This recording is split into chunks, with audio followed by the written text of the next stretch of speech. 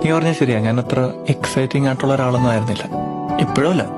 ഞാൻ അതിനു വേണ്ടി കുറെ ട്രൈ ചെയ്തായിരുന്നു, എന്തൊക്കെയോ അതിനു വേണ്ടി കാണിച്ചു കൂട്ടി. പക്ഷെ ഒന്നും അങ്ങോട്ട് ശരിയായില്ല. അങ്ങനെ ഇരിക്കുമ്പോൾ ഞാൻ ഒരാളെ കണ്ടത്, ഞാൻ കണ്ടതിൽ വെച്ച് ഒട്ടും എക്സൈറ്റിംഗ് അല്ലാത്ത ഒരാള്. ഒരൊറ്റ കാര്യം പോലും തനിക്ക് അനുകൂലമായി സംഭവിക്കില്ലെന്ന് ഉറച്ചു വിശ്വസിച്ചിരുന്ന ഒരാള്. പക്ഷെ ഭാഗ്യത്തിന് അയാൾക്ക് ഒരു അവസരം കിട്ടി. നഷ്ടപ്പെട്ട എല്ലാം തിരിച്ചു പിടിക്കാനുള്ള ഒരു അവസരം. അയാൾ ആഗ്രഹിച്ച പോലത്തെ ഒരു ജീവിതം.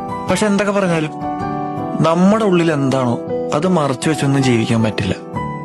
നമ്മൾ നമ്മളായിട്ട് തന്നെ ജീവിക്കാൻ ഒരു കാരണമുണ്ട്. ഈ ലോകത്ത് എനിക്കുള്ള ആ കാരണം നീയാണെന്നാണ് ഞാൻ വിചാരിച്ചിരുന്നത്. പക്ഷെ അതങ്ങനെയൊന്നുമല്ല.